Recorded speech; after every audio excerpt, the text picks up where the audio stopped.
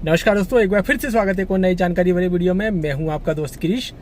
दोस्तों, कल के वीडियो में मैंने आपको बताया था कि मेरी गाड़ी में जो ESP की वार्निंग लाइट आ रही थी और बहुत सारी फीचर काम नहीं कर रहे थे, वो 2 दिन की मेहनत के बाद जो डीलर है, जो उनके मैकेनिक है, टेक्नीशियन है, उन्होंने ठीक कर दी है। तो उस दौरान मैंने आपको ये भी बताया था कि पार्ट बदला गया है। तो आज मैं आपको बताऊँगा कि कौन सा पार्ट बदला गया है, क्योंकि कुछ लोगों की गाड़ी में ये इशू आ रहा है। कुछ लोगों का ECM भी बदला गया है, कुछ लोगों की कॉन्टैक्ट कोयल या फिर कोयल स्प्रिंग जिसे बोलते हैं, जो कि स्टीयरिंग व्हील के अंदर होती है, वो बदली गई है। और मेरी गाड़ी में क्या चीज़ें बदली गई हैं वो दिखाने वाला हूँ। और जो फीचर मेरे गाड़ी के जो काम नहीं कर रहे थे वो भी आपको दिखाने वाला हूँ कि आप काम कर रहे हैं या नहीं कर रहे हैं। तो चलिए दोस्तों, मैं आपको दिखाता हूँ कि कौन कौन से फीचर काम नहीं कर रहे थे और वो आप किस तरह से काम कर रहे हैं। तो यहाँ पर दोस्तों, सबसे पहले मैं आपको दिखा दूँ कि गाड़ी अभी स्टार्ट है और स्टार्ट गाड़ी में आपको पता था कि यहाँ पर ESP की लाइट आ रही थी, बट अभी कोई भी लाइट नहीं आ रही है। और हमारा ये जो ESP का स्विच था ये काम नहीं कर रहा था। तो अभी मैं इसको कंटिन्यू प्रेस करके रखता हूँ। देखिए, तो जो टक्शन है या फिर ESP, इसको हम ऑफ कर सकते हैं, इसको बंद भी कर सकते हैं। तो देखिए, अब ये लाइट गई। तो ये चीज़ जो है पहले शो नहीं हो रही थी। देखिए, ESP की जो लाइट है ये ऑफ कर सकता हूँ मैं यहाँ से, यानी ESP का फीचर है ये ऑफ कर सकता हूँ, जबकि ये स्विच पहले काम ही नहीं कर रहा था। ठीक है, तो अभी जो है काम कर रहा है। साथ में जो आइडल स्टार्ट स्टॉप सिस्टम है गाड़ी का, तो ये स्विच तो काम कर रहा था। यहाँ से जो है आप ऑफ कर सकते हैं, जैसा कि आप यहाँ देख रहे हो, ऑफ हो गया, ऑन हो गया, लेकिन गाड़ी बंद या स्टार्ट नहीं हो रही थी। तो ये फीचर भी काम नहीं कर रहा था। तो अभी ये भी काम करने लगा है। और एक जो फीचर था हिल होल्ड कंट्रोल या हिल होल्ड असिस्ट जिसे हम बोलते हैं, वो भी काम नहीं कर रहा था। जैसे कि अभी गाड़ी मेरी चढ़ाई पे रुकी हुई है, थोड़ी सी पीछे की तरफ ढलान है, तो मैं थोड़ा सा आपको गाड़ी को आगे करके दिखाता हूँ। तो ये डोर मैंने अभी खोल दिया है और यहाँ पर जो है मैं गियर लगाऊंगा फर्स्ट, थोड़ा सा गाड़ी को लूँगा आगे। तो देखिए, गाड़ी पीछे नहीं जा रही है, थोड़ी देर बाद पीछे जाने लग जाएगी। देखिए, जाने लगी। अब मैंने ब्रेक फिर से दबा दिया। तो मैं जैसे ही इसको हटाऊँगा, देखिए 2 मिनट के लिए रुक गई है गाड़ी और फिर पीछे जाने लगी है। तो ये फीचर भी अब परफेक्टली काम कर रहा है। साथ में यहाँ पर जो गियर शिफ्ट इंडिकेटर शो होता था, जो कि गाड़ी चलती तभी शो होता है। देखिए, अभी आप यहाँ देखिएगा ये वाला, तो ये जो है शो नहीं हो रहा था गाड़ी चलते समय।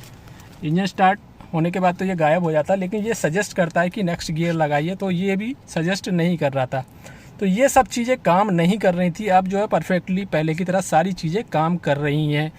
तो अब मैं आपको बताता हूँ कि कौन सा पार्ट बदला गया है। देखिए दोस्तों, इसके अंदर की जो कोयल स्प्रिंग होती है, या कहें कि कॉन्टैक्ट कोयल होती है, या क्लॉक स्प्रिंग बोलते हैं इसको, तो वो जो है बदल के देखी थी इन्होंने पहले। तो उसको बदलने के बाद भी इशू सॉल्व नहीं हुआ था, लेकिन बाद में इन्होंने जो है सारी चीज़ें डायग्नोस की, गाड़ी का ट्रायल लिया और लैपटॉप से कनेक्ट करके स्कैन करके गाड़ी का सारा डेटा कलेक्ट करने के बाद मारुति की जो टीम है उनसे इन्होंने कांटेक्ट किया। उनका जो इंजीनियर, उन्होंने इनको जैसे जैसे सजेस्ट किया वैसे वैसे इन्होंने काम किया। और उसके बाद जो है फाइनली इन्होंने जो ESP मॉड्यूल होता है या ABS का मॉड्यूल होता है, उसी के माध्यम से जो है ESP काम करता है इस गाड़ी में, क्योंकि इसमें ESP का फीचर दिया गया है। तो एक तो इन्होंने कॉन्टैक्ट कॉल जो है चेंज कर दी है, दूसरा जो ESP का मॉड्यूल है वो मैं आपको दिखाता हूँ, वो भी चेंज किया। तो बोनट ओपन करके दिखाता हूँ आपको कि वो कहाँ पर होता है। थोड़ा सा मैं इंजन को स्टार्ट कर देता हूँ, अदरवाइज़ केबिन बहुत गर्म हो जाएगा। टेम्परेचर काफ़ी ज़्यादा हो रहा है, अभी 32 तो यहीं दिखा रहा है। तो अभी जो है मैं आपको दिखाता हूँ कि कौन सा पार्ट चेंज किया है इन्होंने। तो मैं बोनट ओपन कर लूँगा फिर दिखाता हूँ। तो यहाँ पर जो है दोस्तों, ये ABS का जो मॉड्यूल आप देख रहे हैं या ESP का मॉड्यूल आप देख रहे हैं, इस पर देखिए अभी पन्नी चढ़ी हुई है। तो ये पार्ट जो है पूरा चेंज किया गया है। इसकी प्राइस करीब 25,000 के करीब है। और जो ब्रेक ऑयल है ये भी जो है इन्होंने चेंज किया है, तो उसका ही पैसा लगाया था, बट फ्री में जो है सारी चीज़ें करके दी हैं, 1 रुपये भी हमसे नहीं लिया गया है। तो गाड़ी को जो है वॉश किया था आज, पूरा जो इंजन कंपार्टमेंट है मैंने क्लीन किया था, वॉश किया था, क्योंकि यहाँ पर जो है बहुत सारा ऑयल फैल गया था, काफ़ी सारा ऑयल निकलता है। तो ये सब चीज़ें की गई थी। तो मैं इसको लगाता हूँ फिर दिखाता हूँ आप। तो ये दोनों दोस्तों पार्ट चेंज किए इन्होंने। और जो ESP की जो असेंबली थी या फिर मॉड्यूल था, उसकी प्राइस जो है 25,000 से ज़्यादा है। यहाँ पर आप देख भी पा रहे होंगे, मैंने पार्ट नंबर भी दिया हुआ है। दोनों ही चीज़ों का 25,000 से ज़्यादा है। और इसकी जो प्राइस है वो 3200 रुपये के करीब है।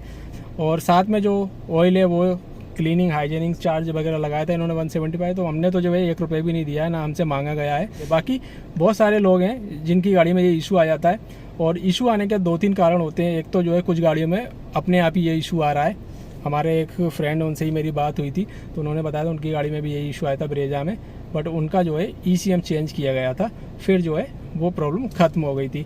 बाकी इस प्रॉब्लम के आने के बाद ये फीचर काम नहीं करते भाई, गाड़ी के चलने में कोई अंतर नहीं आता, ना ही कोई एवरेज में अंतर आता है। तो ये सब चीज़ें थी जो कि चेंज की गई हैं। और अगर आपकी गाड़ी में ऐसा इशू है तो गाड़ी को डायग्नोस करवाएं और बिल्कुल लापरवाही नहीं बरतें। अगर आपकी गाड़ी वारंटी पीरियड में है तो बिल्कुल जल्दी से जो है ये सब चीज़ें करवा लें। हालांकि समय की बर्बादी बहुत ज़्यादा होती है, मैंने आपको दिखाया भी था कि किस तरह से जो है 2 दिन लग गए इस चीज़ को डायग्नोस करने में, और मैंने जब अपने थोड़ा ऊपर स्तर पे भी बात करने की कोशिश की तब जाके ये काम जल्दी से हुआ है, बाकी बहुत समय लग जाता है। तो फाइनली जो है गाड़ी अब बिल्कुल ठीक हो गई है, गाड़ी में कोई भी इशू नहीं है, और चलाने में तो खैर पहले भी इशू नहीं था, लेकिन गाड़ी में जो फ़ीचर काम नहीं कर रहे थे वो सारे फीचर काम कर रहे हैं। तो थोड़ा सा क्या है दोस्तों, ये जो पार्ट है बहुत महंगा होता है, तो पहले कंपनी को जो है ये लोग मेल करते हैं, वहाँ से अप्रूवल आता है और उनके जो इंजीनियर हैं वहाँ से जो है इंस्ट्रक्शन देते हैं, उसी तरह से ये काम करते हैं, इसलिए थोड़ा समय भी लग जाता है। तो ये जानकारी थी दोस्तों, गाड़ी में जो प्रॉब्लम आई थी, जो फीचर काम नहीं कर रहे थे उनके बारे में। फाइनली सारी चीज़ें अब सोल्व हो गई हैं। इसमें थोड़ा समय ज़रूर हमारा बर्बाद हुआ, बट अब जो है गाड़ी पहले की तरह परफेक्ट काम कर रहे हैं, सारे फीचर और परफेक्टली चल रही है। मिलते हैं एक और नई वीडियो के साथ, तब तक वीडियो को लाइक कीजिए, शेयर कीजिए, चैनल को सब्सक्राइब कीजिएगा। धन्यवाद।